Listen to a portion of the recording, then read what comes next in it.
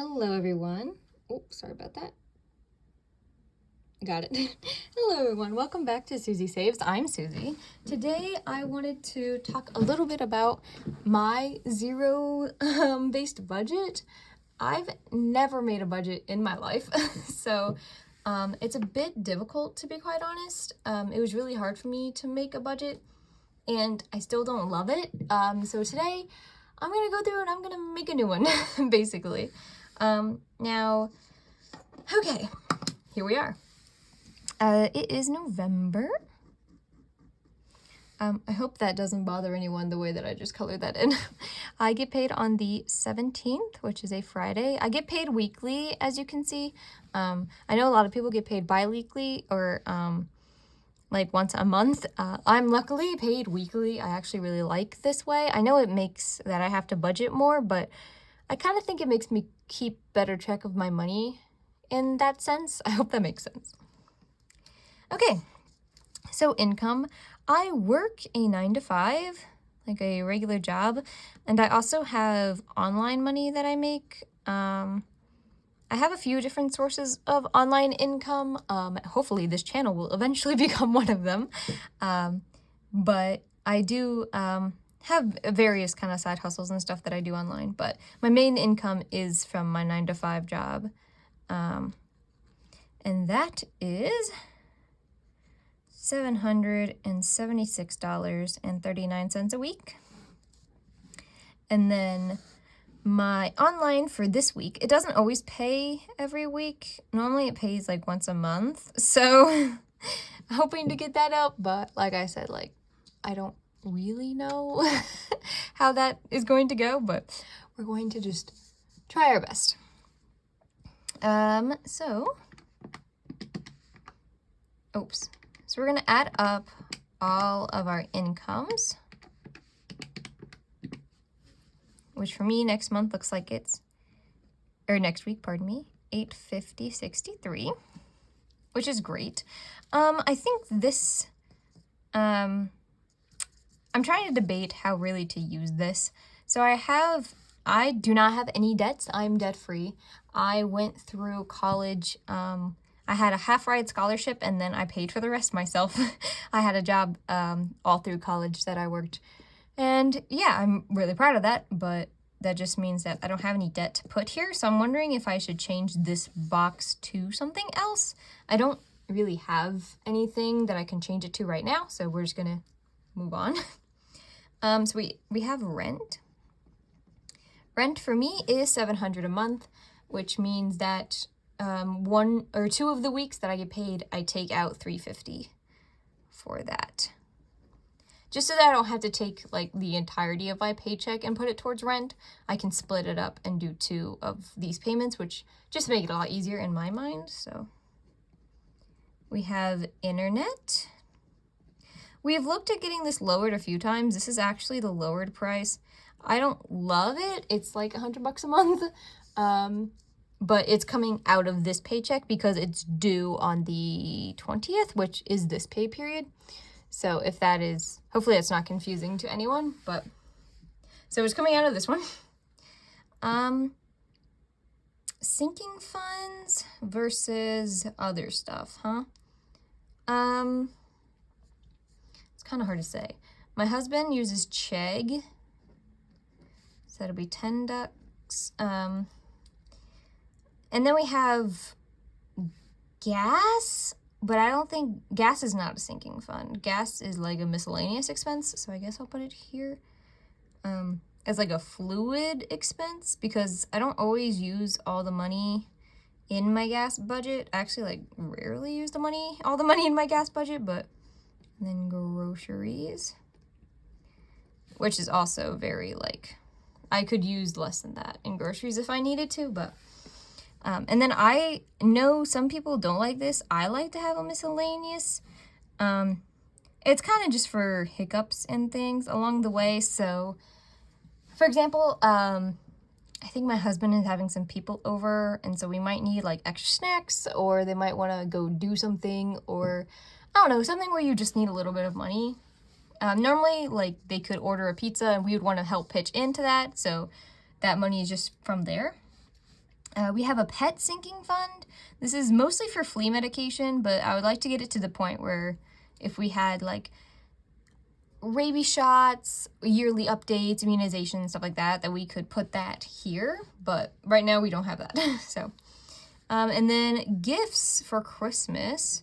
I think this next week, not this week, but the week after, is our last for saving up for gifts, which is so nice because I'm so ready to have this gone. Just put that $100 towards something else. The last thing that I have is a phone bill. I pay my phone bill once a year, which I know is like really odd to some people, which is $600. I'm going to put that in the debt area. It's more like a bill though, so the difference for me between like a debt and a bill is a debt is something you can eventually pay off, like a house mortgage or like a new car or a new phone, something like that. But for example, like your phone bill for when you are using your phone, that comes back every month. Like you can't get rid of it unless you like just don't have a phone anymore. For example, like utilities, that's definitely like a bill because every month I pay for the internet and it won't ever stop. It's kind of scary to think about. But so that expense never goes away. There's no way to like pay it off unless you just stopped using the service. So this, I think, is it. This is a bare bones budget, which means there's not a lot of money in here for extra stuff.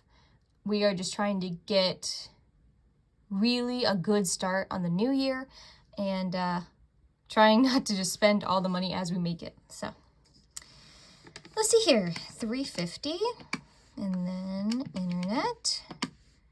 I'm just gonna add all that together in my brain. So our total expenses here adds to $670.23. These two here is just $20. And so that, oh, look, I can just put it here. I'm just gonna add those together real quick. Oh, actually, I don't need to. We're all good. Sorry, I got confused. I'll put them all down here in this little box. C3, total expenses, $670.23. No savings yet. I am planning on starting an emergency fund or like $1,000 buffer. I haven't decided if the 3 to 6 months emergency fund, the $1,000 emergency fund, and the checking buffer, if any of those overlap at all. I could save up the emergency fund and then just add the rest of the 3 to 6 months emergency fund to it.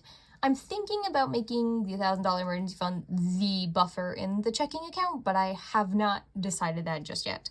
But that will start soon. I'll show you that in a second. But sinking funds got $20. So that's where the $690 comes from. I'm going to go ahead and get rid of all of that real quick.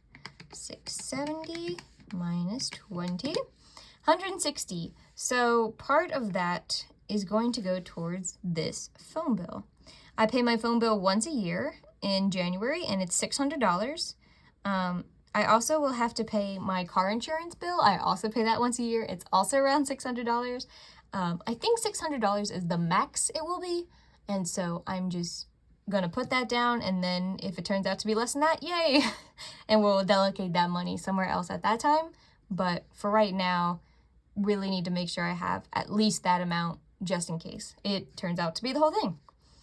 So we have $164 left over. I currently don't have any kind of like checking account buffer, and so it's really important to me that some of that money stays in my checking account just as a buffer. So I'm going to put buffer.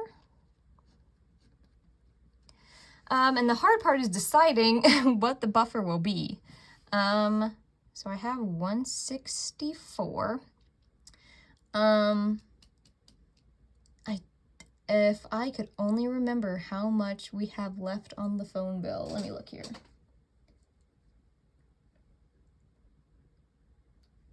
I think we just need to add as much as we can, really.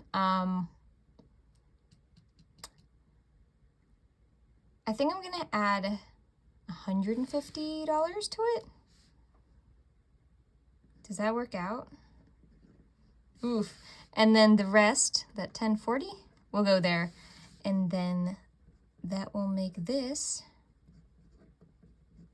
it should equal 0, which makes it a zero-based budget.